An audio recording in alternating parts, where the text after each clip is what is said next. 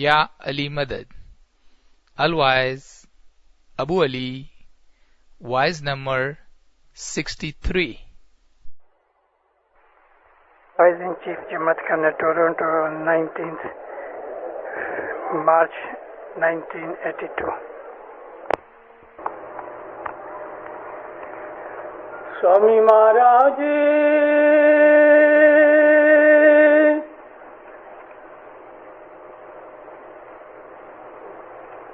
स्वामी महाराज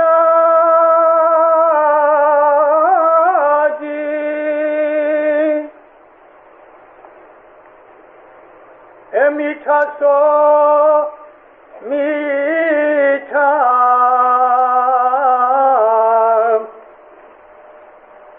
कड़वा भी मीठा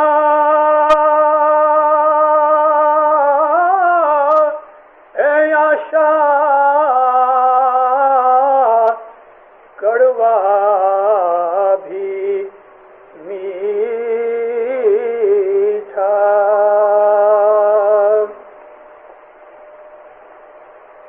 जो होवे ए गुरु के न वचन फल मिठड़ा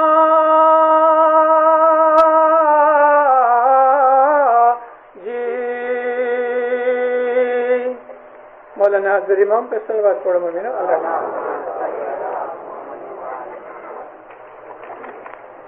मैं साथ साथ थोड़े थोड़े खुलासे करता जाऊं. एक तो सलवात की बाबत है. हम जो सलवात पढ़ते हैं तो वो हज़रत इमाम के नाम पर नहीं पढ़ते. सलवात हज़रत इमाम के ऊपर है. आप जब भी दुआ पढ़ते हो तो क्या कहते हो? ऐ अल्लाह सलामती भेज मोहम्मद पर. अल्लाहुम्मा सल्ले अला मोहम्मद मुस्तफ़ा. तो हम मोहम्मद के ऊपर सलामती भेजते हैं, उसके नाम पर नहीं.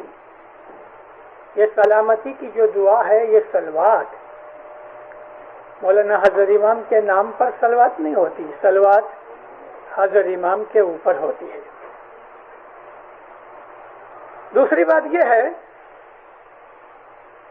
कि हम जब भी कहते हैं सलवात पढ़ो तो हम अपने उंगली को सीधे हाथ की जो इंडेक्स फिंगर है हम इसको कोई ऐसा करता है कोई ऐसा करता है. मगर आज मैं आपको इसकी करेक्शन बताऊं. हज़रत रसूल करीम सल्लल्लाहु अलैहि वसल्लम उनके पास जब लोग आते थे तो वो गिर जाते थे नबी के पाँव में. नबी के पाँव में गिर जाते थे, यानी अपनी पेशानी फोरहेड नबी के पाँव पे रखते थे और फिर खड़े होके नबी के हाथ चूमते थे. हज़रत इमाम के पास आजकल टाइम नहीं. अली से लेकर इमाम सुल्तान मोहम्मद शाह सल्लल्लाहु अलैहि तलक हम हज़रत इमाम के हाथ चूमते रहे, जिसको हम दस्तबोसी कहते हैं. दस्तबोसी को बैत नहीं, दस्तबोसी यानी हैंड किसिंग करना हमारे मजहब का कोई प्रिंसिपल भी नहीं, एक इज्जत है. मुर्शिद का हाथ चूमना मुरीद के लिए एक बड़ी इज्जत है. इसके अंदर अपने मन की भावना भी है कि जो हम अपने मुर्शिद को देते हैं. नबी का हाथ चूमना, इमाम का हाथ चूमना एक शरफ है. तो हम उस तरह जब हमारे इमाम का या हमारे नबी का नाम आता है तो हम ये समझ के कि वो जैसे सामने हैं, अगरचे उनके हमको पाँव नहीं दिखते, हम झुक जाते हैं, नमन करते हैं, भाव करते हैं और इसकी सिंबॉलिक इशारा करते हैं ہم اپنی انگلی سے سر کے اوپر، آنکھوں کے اوپر ایسا ہاتھ لگاتے ہیں، یہ اشارہ ہے کہ میرا سر تیرے پاؤں میں ہے. اس کے اندر سبمیشن بھی ہے، آدھینتا کی نشانی ہے. پھر ہم اس انگلی کو نیچے لا کے ہونٹوں کے اوپر رکھ کے ہم اس کو کس کرتے ہیں، یعنی ہم اس کا ہاتھ چومتے ہیں. ہمارا پیشانی کے اوپر ساری دنیا کے اندر صوفیوں میں یا اسماعیلیوں کے اندر یہ چیز ہے اور کسی میں نہیں. جب نبی کا نام آتا ہے کئی صوفی دونوں ہاتھوں سے پیشانی کو ہاتھ لگا کے آنکھوں کو لگاتے ہیں، پھر اس کو چومتے ہیں. ہم ایسا نہیں کرتے. ہم اس طرح اشارہ کرتے ہیں کہ ایسا ہاتھ لگاتے ہیں سر کو، جو نشانی ہے کہ ہم سجدہ کرتے ہیں، نمن کرتے ہیں اور کس کرتے ہیں تیرے ہاتھ کو. یہ عزت اور شرف ہے. یہ ایک قسم کی ہمارے امام کی ادب ہے، ہماری محبت ظاہر کرنے کا ایک طریقہ ہے. تو یہ دو چیزیں واعظ کے پہلے میں نے آپ کو خلاصہ کرنے کا من ہوا تو میں نے کر دی. اس کے ساتھ میں ایک اور بھی بات کہہ دوں. بعض دفعہ مجھے یہاں معلوم نہیں، لیکن آپ لوگ آخر تو افریقہ سے ہی آئے ہو نا. ابھی تک افریقہ کی گرمی ہوئے گی، 2-3 جنریشن نکل جانے کے بعد پھر آپ کہہ سکو گے کہ ابھی ہم افریقہ کے آدمی نہیں رہے. وہ یہ بات ہے، افریقہ کے اندر میں کہتا آیا ہوں، جب ہمارے اندر کوئی گزر جاتا ہے، اس کی میت پڑی ہوتی ہے، تو لوگ منہ دیکھنے کے لیے نکلتے ہیں. منہ دیکھنا اسلام کے اندر ایک پرتھا ہے. پرتھا کہتے ہیں پریکٹس کو. میں کبھی منہ دیکھنے نہیں جایا کرتا. گزر گیا. لیکن ہمارے لوگوں کو ایسا بعضوں کو ہوتا ہے، اور منہ دیکھنا کچھ خراب نہیں. جب میت کے نزدیک سے ایسا پاس ہوتے ہیں تو وہ صلوات پڑھتے ہیں، اپنے منہ پہ ہاتھ پھیرتے ہیں. اس میت کو دیکھ کے تم اپنے منہ پہ ہاتھ پھراؤ، یہ تو ٹھیک نہیں. تو مٹی ہے، مردہ ہے، اس میں تو روح بھی نہیں. حضرت امام کا دیدار کرو تو مولانا حضرت امام کے اوپر صلوات پڑھو، لیکن ہر دفعہ صلوات پڑھنے کے لیے منہ کے اوپر ہاتھ پھرانے کی کوئی ضرورت نہیں. منہ کے اوپر ہاتھ پھرانے کی عادت رسول اللہ کی تھی کہ جب ہی نماز ختم ہو گئی اور بعد میں دعا مانگتے تھے، تو جب دعا پوری ہو جاتی تھی تو دونوں ہاتھ اپنے منہ کے اوپر یہ سمجھ کے کہ اے خدایا، میں نے تیرے حضور کے اندر جو عاجزی کی ہے، میں اپنے منہ کو خاک والا، مٹی والا بناتا ہوں. یعنی ہیوملیشن کے اندر اپنے منہ کے اوپر ہاتھ پھراتے تھے تاکہ مجھے برکت ملے.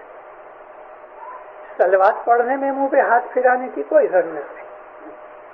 اور خاص طور پہ جب کوئی ہم میت کا منہ دیکھتے ہیں تو اس وقت ہمیں صلوات پڑھنے کی کوئی ضرورت نہیں.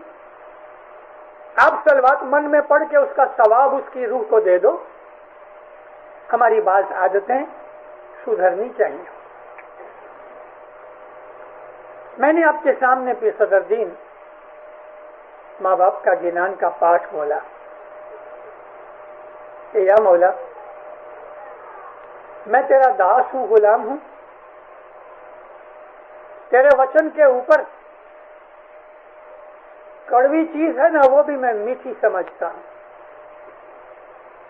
میٹھی چیز تو ہے ہی میٹھی. یہاں میٹھی سے مطلب آسان چیز، اور کڑوی چیز جو مشکل چیز ہے. اللہ تعالیٰ نے قرآن پاک کے اندر فرمایا، اے ایمان والو، یا ایھا الذین آمنوا آمنت باللہ. ارے خدا ایمان والوں کو کہتا ہے اے ایمان والو تم اللہ کے اوپر ایمان لاؤ. ان کو پہلے کہتا ہے کہ اے ایمان والو، تو پھر کہتا ہے ایمان لاؤ. تو کیا وہ انہوں نے ایمان نہیں لایا؟ اللہ خود کہتا ہے اے ایمان والو. تو ایمان والے کون کہ جن کے دل میں ایمان ہے، اور پھر اوپر سے کہتا ہے کہ تم اللہ کے اوپر ایمان لاؤ. اگر وہ ایمان والے نہیں ہیں تو پھر اللہ نے ان کو ایمان والا کیوں کہا؟ اور کبھی ایمان والا کہا تو مطلب کہ ان کے پاس ایمان ہے، پھر کہتا ہے کہ اللہ کے اوپر ایمان لاؤ. ہمارے مذہب کی کتابوں میں جیسے کہ قرآن پاک، ہمارے گنان، مولا کے فرمان، ان کے اندر جو سینٹنسز ہیں، فقرے ہیں، شبد ہیں، ان میں بڑی بڑی باریکیاں ہیں، چھپی ہوئی چیزیں ہیں. کہیں کہیں موتی ہیں، کہیں کہیں جواہر ہیں، کہیں کہیں ننگ ہیں. ہم یوں ہی ایسا دیکھ کے چلے جائیں، پسار ہو جائیں، تو ہمیں ان چیزوں کی قدر نہیں آتی، پتہ نہیں لگتا. لیکن جو جوہری ہوتے ہیں وہ دیکھ لیتے ہیں یہاں یہ چیز چھپی ہوئی ہے. اے ایمان والو اللہ کے اوپر ایمان لاؤ، وہ ملائکتہ ہی اس کے فرشتوں کے اوپر ایمان لاؤ، وہ کتب ہی اس کی کتابوں پر ایمان لاؤ، وہ رسول ہی اس کے رسولوں پر ایمان لاؤ، والیوم الآخر اور قیامت کے دن، آخرت کے دن کے اوپر ایمان لاؤ. ایمان والے تو ہیں. مطلب کیا ہے کہ تم ایمان لے آئے اللہ ایک ہے، اللہ کے سوا کوئی نہیں، یہ ایمان ہے. لیکن اب پھر خدا کہتا ہے کہ تم ایمان لاؤ. اس کا مطلب یہ ہے کہ تم ایمان کو انڈرسٹینڈ کرو کہ ایمان کا مطلب کیا ہے. یا مولا تو میرا مولا پاپا ہے، ٹھیک ہے، یہ تمہارا ایمان ہے. اچھا بھلا مولا کیا ہے، اس کی سمجھ ہے؟ جیسا کہ ایک چھوٹا بچہ ہے، وہ ڈیڈی سے، اپنے باپ سے پیار کرتا ہے. اس کو پوچھو تیرا ڈیڈی کون کے؟ فلانا. تو وہ ڈیڈی کو جانتا ہے، لیکن اس بیچارے کو پتہ نہیں ڈیڈی کس کو کہتے ہیں. جب وہ بڑا ہوتا ہے، سمجھدار ہوتا ہے، تب اس کو پتہ لگتا ہے کہ ڈیڈی کا مطلب یہ ہے کہ میں اس کے نطفے میں سے پیدا ہوا ہوں. اے ایمان والو تم ایمان لاؤ، یعنی ایمان کو سمجھو. حضرت امام سلطان محمد شاہ صلوات اللہ علیہ نے فرمایا کہ تم آرام سے کبھی بیٹھ کے سوچو کہ بھلا تم اس دنیا میں کیوں آئے ہو.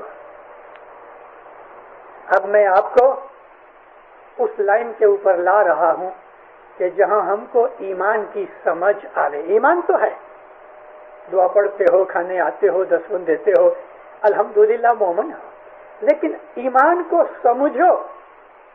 اب میں آپ کو اس سائڈ کی طرف لاتا ہوں اماموں کے فرمان سے. امام فرمایا تم ایک دفعہ شانتی سے کوئی کونے میں بیٹھ جاؤ جہاں تمہیں کوئی ڈسٹربنس نہ ہوئے. تم سوچو تم دنیا میں کیوں آئے ہو. ہے جی کہو رے جیو تمہیں کس کارن آیا جی. کہو. پھر صدر دین پوچھتے ہیں کہو تم کیوں آئے ہو دنیا میں؟ کھانے پینے کے لیے آئے ہو؟ فیملی ریز کرنے کے لیے آئے ہو؟ تمہاری زندگی کا مقصد کیا ہے؟ کیا ایم ہے؟ وہ لوگ جن کے پاس امام نہیں، مذہب نہیں، ان کا ایم تو ایم لیس ہے، کوئی ایم ہی نہیں. لیکن جو مذہب پرست ہیں، جن کے پاس دین ہے، ان کے سامنے ایک ایم ہوتا ہے. ان کے سامنے ایک ایم ہوتا ہے. کنڈر گارڈن کے اندر بچہ جاتا ہے، اس کو پوچھو کہ تمہارا ایم کیا ہے تو اس بیچارے کو کوئی پتا نہیں، وہ تو اپنے رمکڑے کھلونے میں پڑا ہے۔ یونیورسٹی کا جو اسٹوڈنٹ ہے اس کے پاس پوچھو تو وہ کہے گا میں انجینئر بنوں گا، ڈاکٹر بنوں گا، وکیل بنوں گا، یہ بنوں گا، وہ بنوں گا۔ اس کے سامنے ایک منزل ہے کہ جس کی طرف اس کو جانا ہے، بھلے اس کا منہ ادھر ہوئے، منزل اس کی اس کے خیال میں ہے، وہ ادھر سے ایسا گھوم کے ادھر جائے گا۔ دین والے انسان جو ہیں، خاص طور پہ ہم اسماعیلی مذہب والے، ہمارے سامنے ایک ایم ہے۔ کہو تم دنیا میں کیوں آئے ہو؟ تو پھر صدر دین سوال جواب دونوں مکس کر کے جواب دیتے ہیں، سوال کے روپ میں، نہ کیدی صاحب نی سیوا، تم نے اپنے خدا کی عبادت نہ کی؟ یعنی ہمارا جو مقصد ہے دنیا کا وہ اور ہے، اور ہمارے دین کا مقصد کچھ جدا ہے۔ امام فرماتے ہیں تم آرام سے شانتی سے کہیں بیٹھ جاؤ اور تم سوچو بھلا تم دنیا میں کیوں آئے ہو؟ پھر تم کو ایک دن مرنا ہے تو پھر کہاں جاؤ گے؟ اچھا تم دنیا میں آئے تو صحیح، مگر کہاں سے آئے؟ اس دنیا میں آنے سے پہلے تم کہاں تھے؟ امام فرماتے ہیں جلال الدین رومی ایسا سوچتا تھا۔ اس نے سوچتے سوچتے، جیسے دنیا کے اندر بہت سے کبھی کوئی خیال آوے اور آپ بھول جاؤ، بات کرتے کرتے بعد دفعہ آدمی بھول جاتا ہے، تو جو بات کر رہے ہو اس بات کی پہلی کون سی بات دماغ میں آئی تھی، واپس جاؤ، ریورس خیالات کی لنک کو ڈھونڈو تو آپ اس جگہ پہنچ جاؤ گے جہاں سے تم بھول گئے تھے۔ جلال الدین رومی نے ایسا ہی سوچا کہ میں اس انسانیت لباس میں آنے سے پہلے میں بندروں میں تھا، جانوروں میں تھا، پشو پنچھی میں تھا، کیڑے مکوڑے میں تھا، گھاس پات میں تھا، پھر وہاں سے میں کہاں سے آیا، کیسے آیا؟ خدا نے میری خلقت کی، تو میری اصل وہ ہے خدا کے حکم سے، امر سے، خدا کی مرضی سے، خدا کی خلق کرنے کی قوت سے میں پیدا کیا گیا۔ اب میں یہاں آیا ہوں تو میری منزل کیا ہے؟ وہاں واپس جانا، اور وہ واپس جانا جانور بن کے، ریورٹ ہو کے ریورس میں جانے کی بات نہیں، پروگریس کرو، آگے جاؤ۔ یہ ایک سرکل ہے، ایک سرکل کا جو پوائنٹ ہے وہ پوائنٹ کی طرف پیچھ کر کے ایسا چلو، چلتے چلتے اس پوائنٹ کے اوپر واپس فیس آ جائے گا۔ ہمارے پیروں نے گنانوں کے اندر جو 184 کی بات کی وہ یہی بات تھی۔ ارے دینداروں، ہمارے گنانوں کے اندر جو وہ شبد ہیں کہ جو مسلمان نہیں جانتے، یعنی عرب اور شیعہ اور سنی اور ایرانی اور وہ مسلمان کہ جنہوں نے کبھی دنیا کے دوسرے مذہبوں کی کتابوں کا خیال نہیں کیا، ان کو پتہ نہیں۔ وہ شبد ہمارے گنانوں کے اندر ہیں کہ جو آج سے 1000 2000 10,000 20,000 برس پہلے Hindustan, Egypt, China, Far East کے ملکوں کے اندر چالو تھے، یعنی کامن تھے۔ وہ لفظ ہم کو پیروں نے گنانوں میں کہا تو اب ہم کو اس سے یہ سگ نہیں چڑھنی چاہیے، ہم کو ایسی نفرت نہیں ہونی چاہیے کہ یہ تو ہندوؤں کی بات ہے، کبھی سمجھ میں نہیں آیا تو ہم نے چھوڑ دیا، یہ اس میں کچھ نہیں۔ پیر کوئی بیوقوف نہیں تھے، پیر آل رسول تھے، پیر ہندو نہیں تھے۔ انہوں نے تو ہندوؤں کو کنورٹ کر کے، ہمارے باپ داداؤں کو ہندو مذہب میں سے کنورٹ کر کے اسلام دکھایا۔ پیر عالم تھے، جاہل نہیں تھے، عربی کے ماسٹر تھے، عربی ان کی ماتر بھاشا تھی، فارسی جانتے تھے، عربی جانتے تھے، سنسکرت جانتے تھے، ہندی جانتے تھے۔ پیر صدر دین 24 زبانیں جانتے تھے، 24 زبانیں، اور 24 زبانیں گنانوں کے اندر ہیں۔ ایک چیز سمجھ نہیں آئی، تو ہم یہ سمجھتے ہیں کہ میں جانتا ہوں وہی ٹھیک ہے. ایسا نہیں ہونا چاہیے. دینداروں اس کو ڈھونڈنے کی کوشش کرو. سمجھ نہیں آئی تو اس کو ڈھونڈنے کی کوشش کرو. میں آپ کو ایک چھوٹی سی مثال دوں. ابھی یہ میرے 15 دن پہلے کی بات ہے. میں کوئی چیز تیار کر رہا تھا. گنانوں کے اندر ایک جگہ نہیں بہت سی جگہوں کے اوپر پیروں نے دنیا کے اوپر اڈھار بھار ونسپتی کا ذکر کیا ہے. اڈھار بھار ونسپتی میرے کو یہ شبد آج 10-12 سال سے حیران کر رہا تھا. مجھے سمجھ نہیں آتا تھا کہ اڈھار بھار ونسپتی کا مطلب کیا. میں 10 برس سے ڈھونڈ رہا ہوں. ہندوستان گیا تھا, پاکستان گیا تھا, برہمنوں پنڈتوں کو ملا, مگر مجھے وہ پتہ نہ لگا. ایک بہت پرانی 150 برس کی پرانی سنسکرت ڈکشنری میرے ہاتھ میں آئی. دیکھتے دیکھتے دیکھتے دیکھتے بھار کا مطلب وزن یا بھار کا مطلب رسپانسبلٹی. لیکن جب میں نے وہ سنسکرت ڈکشنری میں دیکھا تو میں تو خوشی سے جمپ کیا. بھار کا مطلب کیا ہے؟ 20 کروڑ 21 لاکھ 76,000 کے آنکڑے کو بھار کہتے ہیں. 20 کروڑ کا مطلب 202,176,000.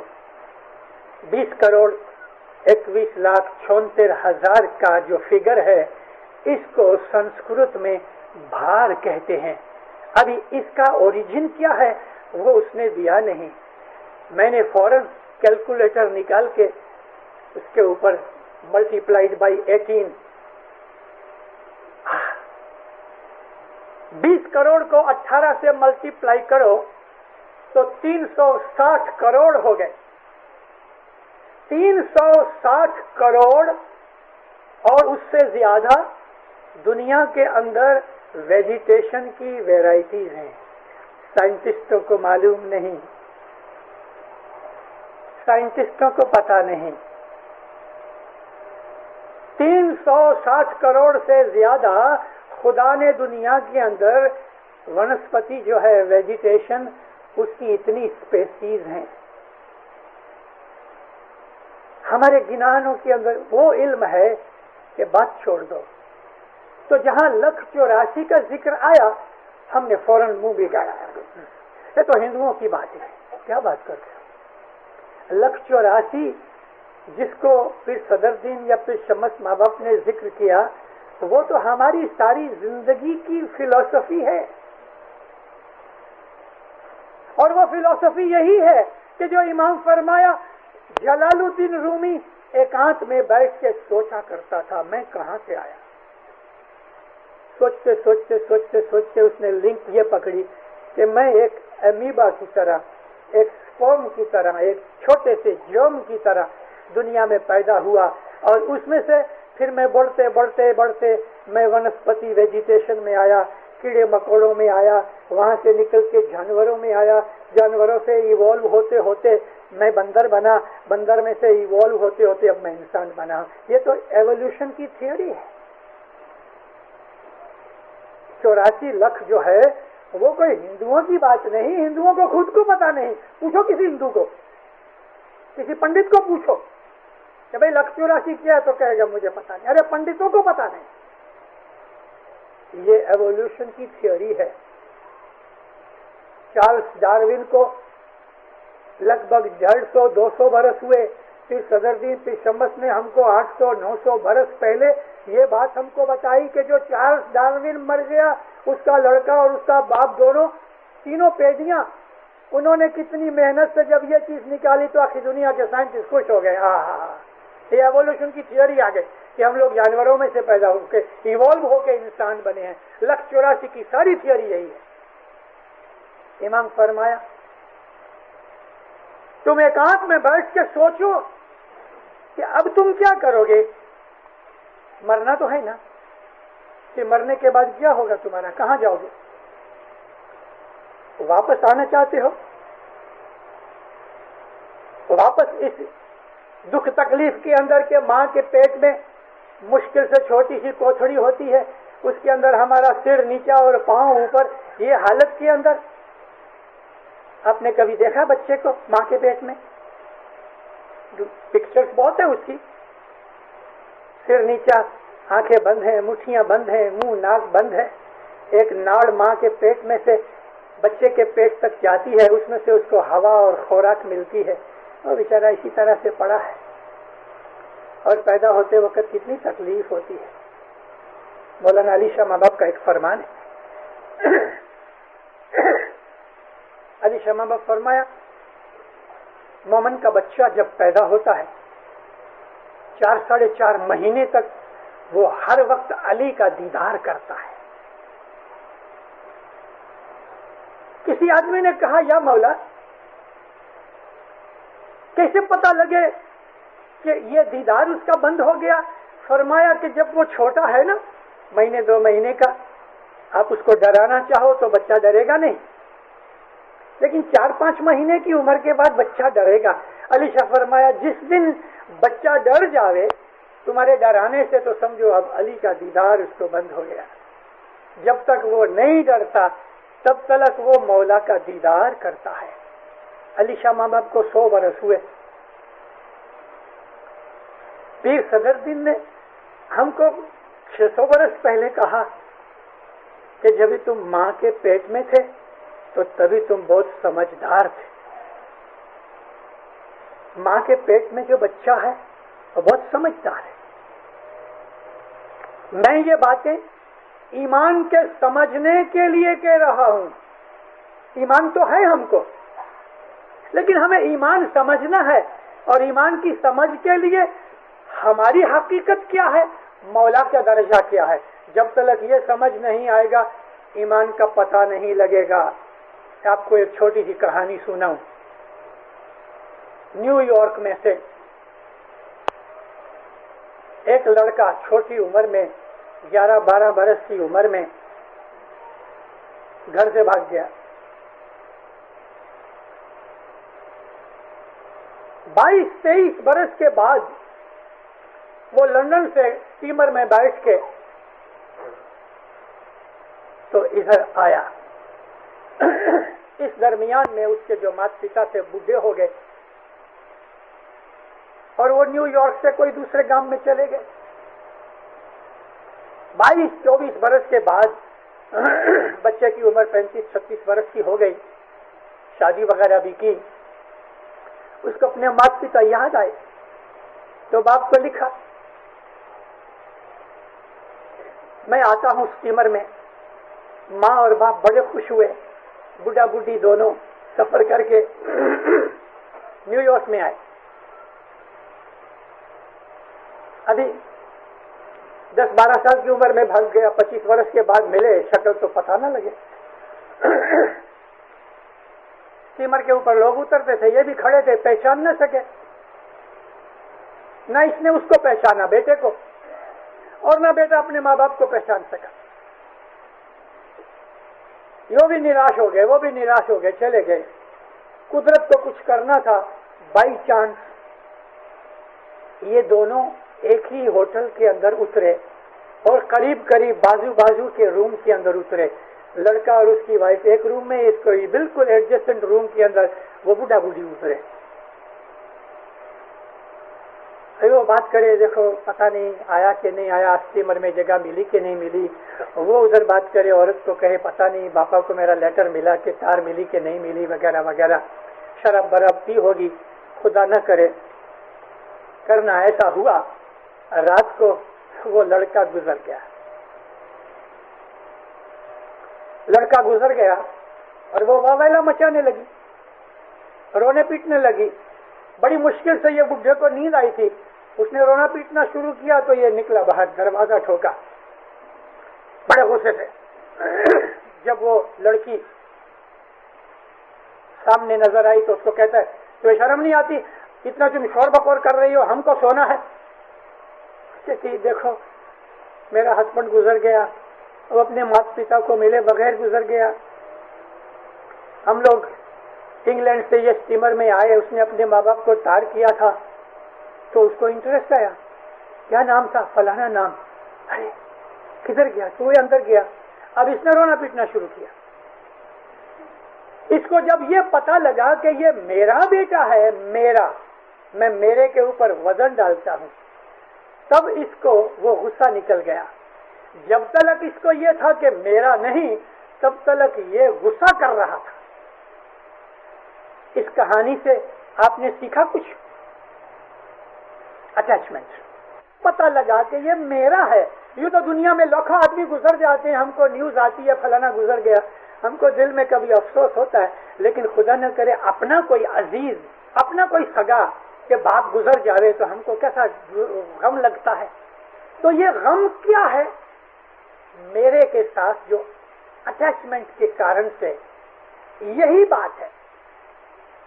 ایمان یہی ہے کہ حضر امام کو جب ہم اپنا سمجھ لیں کہ وہ میرا مالک ہے، خالی اتنا نہیں، میں اس کے نور میں سے جدا ہوا ہوں. جب یہ سمجھ آ جائے میں مولا کے نور میں سے جدا ہوا ہوں، تب اس آدمی کا ایمان اس درجے پہ پہنچتا ہے کہ جہاں پہنچنا چاہیے. ہے جی آدم آد نرنجن اے نرگن آپ اروپ اصل ہمارو سوامی تمہیں جدا پڑیا تھئی روپ مہر کرو مورا سائیاں ابڑا شرن تمہاری. جب ایمان میں ہمیں یہ سمجھ آ جائے کہ یہ بدن تو کوٹ کی طرح ہے، یہ کوٹ اتار کے دوسرا پہن لیا، ہم ایسے کتنے کپڑے بدلتے ہیں پھر ہم وہی رہتے ہیں. اسی طرح سے ہمارے جو روح ہے، بدن اس روح کا کپڑا ہے اور کچھ نہیں. کپڑا جب بھی خراب ہو جاتا پھینک دیتے ہیں، بدن بھی بوڑھا ہو گیا، کام کیا نہیں رہا تو پھینک دیا، دفن کر دیا، اور روح قائم ہے. تو ہم بدن نہیں، وہ روح کو ہم کہتے ہیں، اور ہم امام کے نور میں سے جدا ہوئے ہیں. ہماری اصل حضرت امام ہے. امام سلطان محمد شاہ صلوات اللہ علیہ فرمایا کہ جس طرح تم دنیا کے مات پتا کے لوہی سے پیدا ہوئے ہو، ایسا ہی تم امام کے روحانی بچے ہو، اس کے روح سے پیدا ہوئے ہو. ہمارا حضرت امام روحانی ماں باپ ہے. ہم اس کو اصل سمجھ کے اپنی ہستی کا خیال کر کے جب ہم عبادت کرتے ہیں تو دینداروں پھر ہماری سمجھ کچھ اور ہوتی ہے، اور اس میں سے ہمیں جو چیز ملتی ہے وہ بھی کوئی اور چیز ہے. تو ایکانت میں بیٹھ کے جب انسان کو یہ پتہ لگتا ہے کہ میری اصل کیا ہے، میری اصل امام کا نور ہے، مجھے وہاں جانا ہے. وہاں جانے کے لیے کون سا رستہ ہے؟ تو دین نے ہم کو رستہ بتایا، دین نے، مذہب نے ہم کو رستہ بتایا. وہ رستہ یہی نہیں کہ تم دعا پڑھ لو، جھولا کھا لو اور گھر چلے جاؤ. جس طرح ہم کھانا کھاتے ہیں، ہم کو ٹیبل چاہیے، کرسی چاہیے بیٹھنے کے لیے، پلیٹ چاہیے، چھری کانٹا چاہیے، نہیں تو ہاتھ چاہیے. وہ بچے یا وہ انویلڈز اور بیمار کے جو بالکل بیچارے محتاج ہیں، تو ان کو کوئی دوسرا آدمی اس کے منہ میں کوڑی یا لقمہ ڈال کے اس کو کھانا کھلاتا ہے. تو کیا کھانا پلیٹ میں آ گیا تو ہم نے کھا لیا؟ نہیں. کھانا منہ میں ڈالا تو کھا لیا؟ نہیں. اس کا پروسیس کیا ہے؟ منہ میں گیا، پیٹ میں گیا، پیٹ میں ہضم ہوا اور اس کے اندر سے ایسنس نکل کے بلڈ میں چلا گیا اور باقی جو ٹھاٹا ٹھاٹا تھا، سوالی کا یہ لفظ تو یاد ہے نا کینیڈین کو، یعنی جو ریزیڈیو تھا وہ نکل گیا. ایسنس کدھر گیا؟ ایسنس لہو میں گیا. بالکل اسی طرح سے دعا پڑھنا ہمارے مذہب کا ایسنس نہیں. جماعت خانے آنا، نیاز پینا، جھورا کھانا، یہ ہمارے مذہب کا ایسنس نہیں، مگر یہ چیزیں ضروری ہیں کیونکہ اس میں سے ایسنس نکلے گا. اگر یہ نہیں تو وہ بھی نہیں. اس کے لیے ہر روز جماعت خانہ آنا ضروری ہے. اس کے لیے ہر روز دعا پڑھنا ضروری ہے، نیاز پینا ضروری ہے، کیونکہ یہ ساری چیزیں انگریڈینٹس ہیں. مکس کر کے جب اس میں سے ہم اپنی سمجھ لیتے ہیں تو دینداروں پھر اس میں سے ایسنس ہمارے آتما میں جاتا ہے. وہ اسماعیلی کہ جو کھوجے نہیں، ہزاروں سال سے ان کے پاس امام گیا بھی نہیں، بیت الخیال کا بول بھی نہیں اور بیت الخیال کی عبادت بھی نہیں، تو کیا وہ اسماعیلی ہم سے نیچے ہیں؟ کیا ان کو روحانی دیدار نہیں ہوتا؟ بہت ہوتا، ہمارے سے زیادہ اونچے ہیں. یہ ہماری ٹولیاں منڈلیاں سب مکس کرو، ان بیچاروں کے پاس کوئی منڈلی ٹولی نہیں، امام کی کوئی بخشش نہیں. یہ لائف ڈیڈیکیشن کی مجلس ہے کہ 5 سال کی مجلس ہے یا دوسری مجلسیں ہیں، یہ تمام مجلسیں ہمارے مذہب کا سدھانت نہیں، ہمارے مذہب کی فاؤنڈیشن اور فنڈامنٹل پرنسپلز میں نہیں آتی ہیں مجلسیں. یہ مجلسیں تو بخشش ہیں. کوئی آدمی جو ان مجلسوں کا ممبر نہیں، he doesn't lose anything provided he is regularly praying. آپ 5 سینٹ کی مہمانی کرو تو مولا کا آپ کو دعاشیش اور ثواب ملے گا، لیکن کبھی مہمانی نہ کرو تو اس سے آپ کا ایمان خراب ہونے والا نہیں. لیکن 10 نہیں دو گے تو ایمان خراب ہوئے گا، 10 نہیں دو گے تو دل کالا ہوئے گا، 10 نہیں بولو گے دیو گے تو وچار خراب ہو جائیں گے، 10 کھا جاؤ گے تو برباد ہو جاؤ گے. سب سے بڑی مضبوط چیز مذہب کے اندر 10 ہے. 10 نہ دینے سے امام کی محبت کبھی پیدا نہیں ہوئے گی، اور محبت امام کی اسی کو ملے گی جو 10 ہے. جو 10 نہیں دے گا وہ حیران ہوتا ہے، حیران ہوئے گا. بہت سے طریقوں سے حیرانی ہوتی ہے. تو مذہب کے اندر جو ہماری رائٹس اور ریچولز ہیں وہ انگریڈینٹس ہیں. آپ کبھی ٹیبل کے اوپر بیٹھو، آپ نے کبھی سوچا کسی دن آپ کاؤنٹ کرنا کاغذ پینسل لے کے کہ بھائی آپ نے 3-4 چیزیں کھائیں مگر کتنی چیزیں ہیں؟ ایک پلاؤ کی پلیٹ ہے. کیا کھایا؟ میں خالی پلاؤ کھایا. اچھا، پلاؤ کے اندر گوشت ہے، چاول ہیں، گھی ہے، نمک ہے، کالی مرچ ہے، دار چینی ہے یعنی جس کو تج کہتے ہیں، لونگ ہے، جیرا ہے. یہ سب چیزیں 8 ہو گئی. ایک چیز کو بنانے کے لیے 8 چیزیں چاہیے، لیکن پھر آگ بھی چاہیے، 9 ہو گئی، اور پانی بھی چاہیے، 10 ہو گئے، اور محنت بھی چاہیے، 11 ہو گئے، کھانے والا بھی چاہیے، 12 ہو گئے. ایک ہی چیز کو کتنی چیزیں چاہیے؟ اسی طرح سے یہ ہمارے مذہب کی جو ریت رسم روڈھی رواج ہیں دینداروں، یہ انگریڈینٹس ہیں جو ملا کے ایک چیز بنتی ہے، اس میں سے پھر ایسنس نکلتا ہے. ارے بھائی، آدو اور لہسن تو میں بھول گیا، ڈونگری تو بھول گیا، اور بھی کتنی چیزیں اس میں ہوئیں گی مجھے معلوم نہیں. لیکن ایک ہی چیز کو بنانے کے لیے کتنی چیزیں چاہیے. یہی حال یہ ہے، ایمان کو تازہ رکھنے کے لیے دعا پڑھنی چاہیے، جماعت خانے آنا چاہیے، 10 دینی چاہیے، نیاز پینی چاہیے، جڑا کھانا چاہیے. پھر بس پورا ہو گیا؟ नहीं।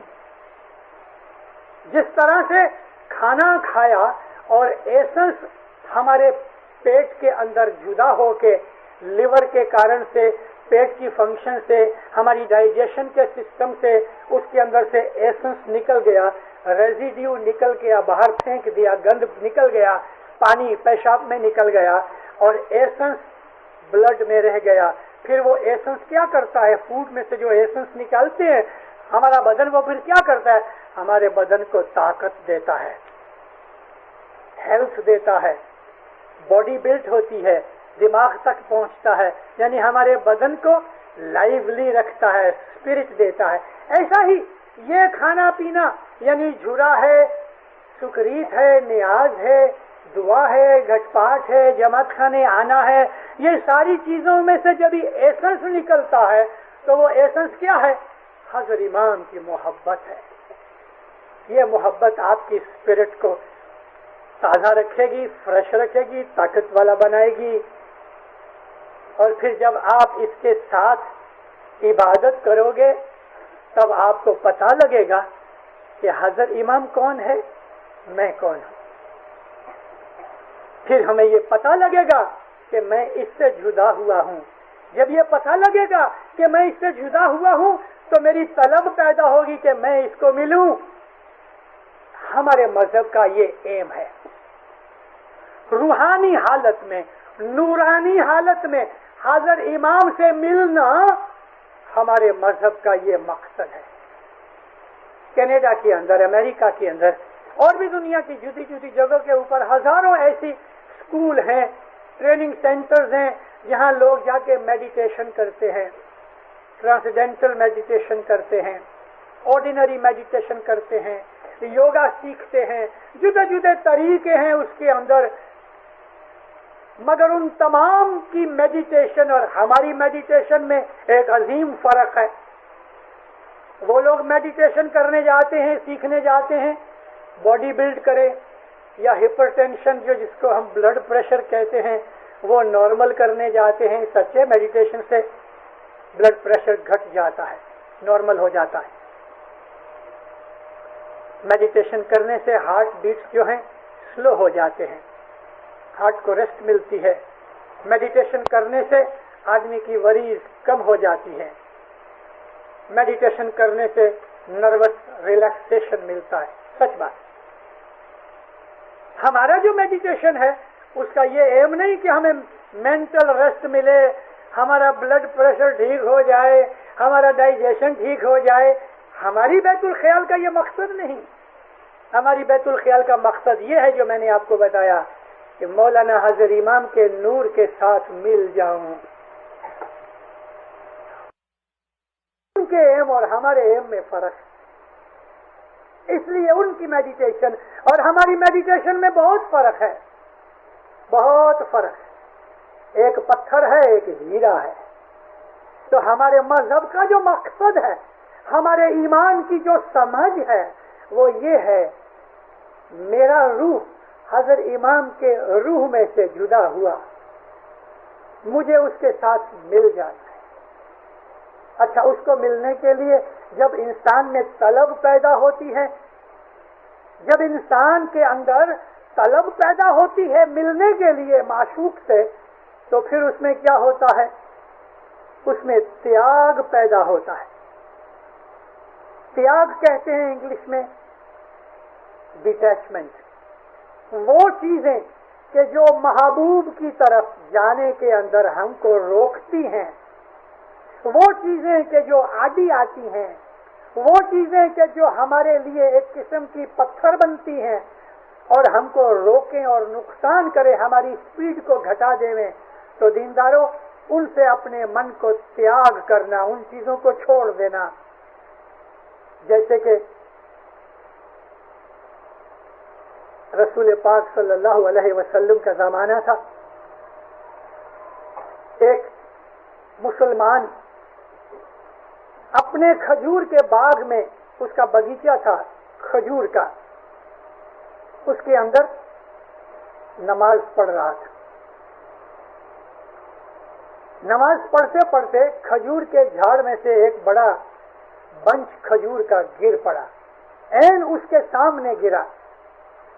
काली काली पकी हुई ताजा फ्रेश खजूरें, और अरब लोगों को खजूर बहुत पसंद। नमाज के अंदर वो खजूरों के ऊपर उसकी नजर पहुंची, नमाज में से मन हट के खजूर में चला गया, और मन हुआ कि कैसी पकी पकी खजूरें हैं। एक सेकंड के अंदर वापस उसको ख्याल आया, मैं नमाज पढ़ रहा हूं और मेरा ख्याल खजूरों में चला गया। शर्म की बात है मेरे लिए।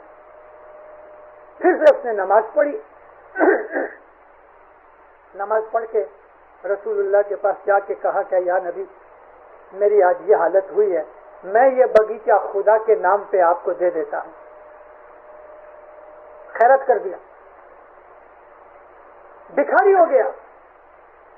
कुछ थोड़ी सी उनके पास भेड़ बकरियां थी, उसका दूध पी के जिंदगी गुजारी, लेकिन वो खजूर का सारा बगीचा नबी को दे आया कि ये खजूर ने मेरी नमाज के अंदर मुझे डिस्टर्ब किया, वो नहीं चाहिए। इसका नाम है त्याग। इसको कहते हैं वैराग, जो त्याग के बाद आता है, इंग्लिश में डिटैचमेंट। दुनिया से अपने मन को मौला की मोहब्बत की खातिर हटाना और मौला की मोहब्बत में रहना, इसका नाम त्याग है। शाम का वक्त है, अभी ईस्ट अफ्रीका के अंदर 8,000 इस्माइली तंजानिया में हैं और लगभग इतने केनिया में हैं, 75 जने युगांडा में हैं, 2,000 जितने अपने इस्माइली मडागास्कर में हैं। बस देख लो 10-11 हजार आदमी सारे अफ्रीका खंड में इस्माइली रहे। लेकिन उधर एक सड़ा लगा है जो मैं अभी गए महीने उनको खूब कह के आया हूं। वो सड़ा क्या है? वीडियो। आपके घर में भी होंगे, पता नहीं। शाम का वक्त होवे, दुकान से या ऑफिस में से आ जावे, वीडियो खोल के बैठ जावे। जमात खाने की जगह तो खड़ा है ही, वो तो भागने वाला नहीं। आज नहीं जाएंगे कल जाएंगे, अभी तो वीडियो देख ले में। बस वीडियो में कोई पड़ा है, कोई मौत शौक में पड़ा है, कोई शराब में पड़ा है, कोई सिगरेट में पड़ा है, कोई जुगार में पड़ा है, कोई और काम में पड़ा है। जमात खाना भूल गया। अब उस आदमी के दिल के अंदर इमाम की मोहब्बत कैसे पैदा हो गई? उसने तो त्याग नहीं किया। जब तक कि तुम मन को दुनिया की मोहब्बत से डिटैच करके इमाम की मोहब्बत के साथ नहीं लगाओगे, तब तक तुमको ईमान की समझ नहीं आएगी और अपना जो एम है वो दूर हट जाएगा। और त्याग के बाद ही वैराग पैदा होता है, यानी त्याग करने के बाद वैराग होता है। वैराग क्या होता है? उसको मिलने की जो तलब होती है, जुदाई होती है, वो दुखती है, वो दुखती है। हर घड़ी जो गुजरती है उसके लिए तकलीफ वाली है। एक माँ का बच्चा गुम हो जाए, कैसी वो दुखी होती है।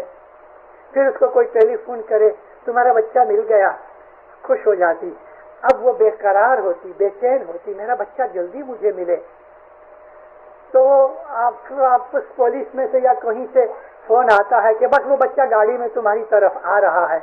उस वक्त उसकी एक एक सेकंड जो है वो बेचैनी बढ़ती जाती है। एक दफा अल्बर्ट आइंस्टाइन से कोई इटालियन रिपोर्टर ने एक सवाल किया। कहता है, भाई ये हम बहुत कुछ सुनते हैं कि लॉ ऑफ रिलेटिविटी तुमने डिस्कवर किया है, तो लॉ ऑफ रिलेटिविटी क्या है? तो अल्बर्ट आइंस्टाइन बहुत हंसा। लॉ ऑफ रिलेटिविटी बहुत मुश्किल चीज है, अब ये रिपोर्टर को क्या समझाऊं? तो उसने कहा, ठीक, मैं तेरे को बताता हूं। तेरी कोई गर्लफ्रेंड है? कहते हाँ। वो तेरे को टाइम देवे, अपॉइंटमेंट देवे, उस अपॉइंटमेंट के ऊपर वो जो ना आवे तो उसके बाद तुम्हारे दिल की हालत क्या होती?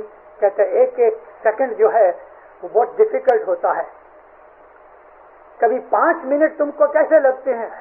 5 मिनट मेरे को 5 महीने जैसे लगते हैं। Very good. ابھی تم کو تمہارا وہ معشوق مل گیا اور تم دونوں بیٹھ کے باتیں کرتے ہو تو تم کو اس وقت 2-4 گھنٹے کیسے لگتے ہیں, کیسے سیکنڈ جیسے لگتے ہیں. کہتے دس از لا آف ریلیٹیوٹی.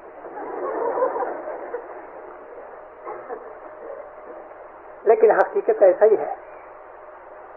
ایمان کی جو محبت ہے, جب انسان کو روحانی خیال پیدا ہوتا ہے, جب انسان کو سمجھ آ جاتی ہے ایمان کی, جب انسان کو یہ پتہ لگ جاتا ہے کہ میرا روح اس کے روح کے ساتھ ایک ہی ہے, مگر یہ زندگی نے کہ یہ ناطہ دور کر دیا ہے, تو انسان کی پھر گھڑیاں نکلتی نہیں. اس پر سے امام سلطان محمد شاہ فرماتے ہیں کہ مومن کے لیے یہ دنیا کی زندگی قید خانہ ہے. قید خانہ, ہم کو یہ جیون قید جیسا لگتا ہے, کیونکہ اس کو سمجھ آ گئی میرا اصل مکان وہ ہے. اس کے لیے اللہ نے فرمایا اے ایمان والو تم ایمان لاؤ اللہ کے اوپر, یعنی تم ایمان کی بات کو سمجھو. ایمان کی سمجھ آ جانی چاہیے. پھر جب انسان کی سمجھ آتی دینداروں, وہ آدمی جھوٹ نہیں بولتا, وہ کسی کے پیسے نہیں کھاتا, وہ چوری نہیں کرتا, وہ دغا فریب نہیں کرتا, وہ کوئی بھی بھونڈا کام نہیں کرتا. اس کا کریکٹر دودھ کی طرح نرمل اور پاک ہوتا ہے, کیونکہ اس کو امام کی طلب ہے, اور امام کی طلب کے لیے وہ تیاری کر رہا ہے. اس کا کریکٹر, اس کے اعمال, اس کا چلن, اس کے خیال ایسے پاک اور شدھ ہوتے ہیں. پھر اس نے فرمایا گنان کے اندر کہ جو ہری کے گن جیسا حاضر امام کے اندر جو گن ہیں وہ کائنڈ ہے, جینٹل ہے, مرسیفل ہے, ایسے اس کے گن جو ہری کے ہیں وہ مرید میں یعنی ہریجن میں آتے ہیں.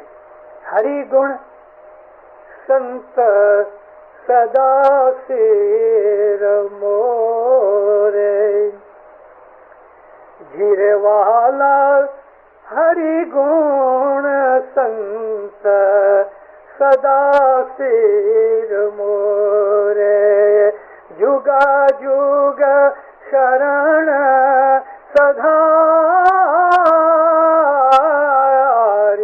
ہری کے گن والا جو مومن ہے, پھر کہتے ہیں میرے سر آنکھوں پہ بیٹھے, یعنی میں اس کو اتنا درجہ دوں, اس کی عزت کرتا ہوں, رسپیکٹ کرتا ہوں. اور جگا جگ زمانہ جیسے جیسے ٹائم جاتا ہے تیسے تیسے اس کے گن بڑھتے جاتے ہیں, سدھرتے جاتے ہیں. اسماعیلی مذہب جو ہے نبیوں کا مذہب ہے, جو ہم کو ہمارے اوپر رحم کر کے گرپیر حسن کبیر دین نے خود کی اپنی بندگی 40 لاکھ برس کی ہم کو ڈسٹریبیوٹ کر کے ہم کو حضرت امام کا گھر دکھایا. یہ مذہب بہت قیمتی ہے. یہ مذہب روحانی مذہب ہے. اس مذہب کے اندر روحانیت زیادہ ہے, دنیا پن زیادہ ہے. اور بہت عبادت کرو دینداروں, بہت عبادت کرو. آپ اپنے روح کو سمجھنے کی کوشش کرو, 10 وقت برابر دو, روزی پاک بناؤ, آدھی روٹی کھاؤ مگر سکھ کی اور حلال کی کھاؤ. کیونکہ دنیا کی بدیاں برائیاں روحانی عالم میں نقصان کرتی ہیں.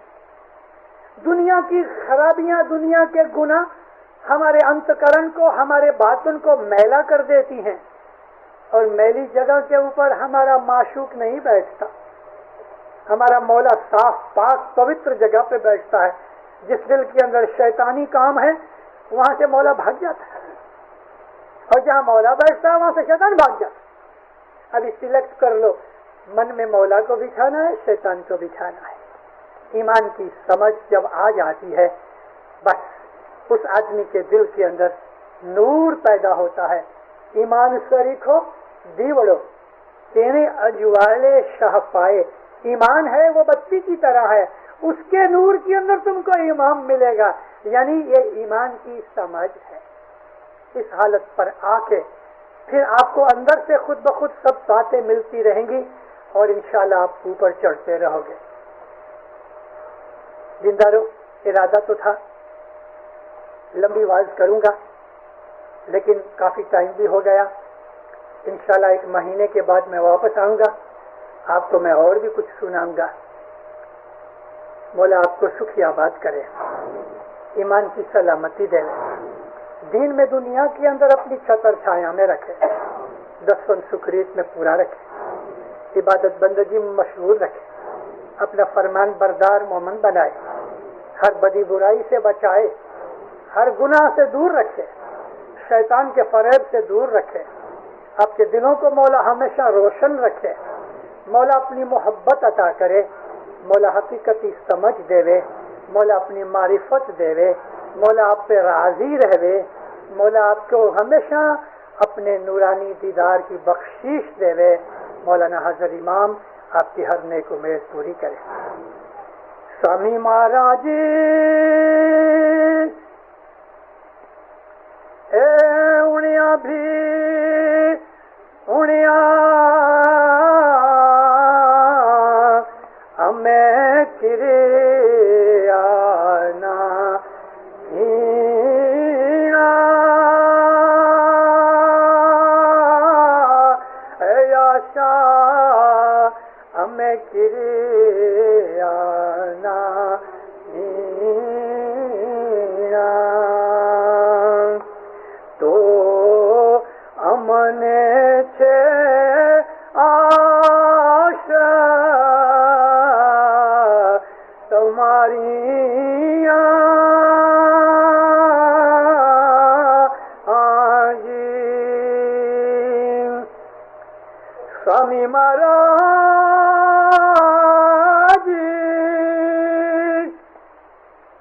ہریا سو ہریا سوکھا بھی ہریا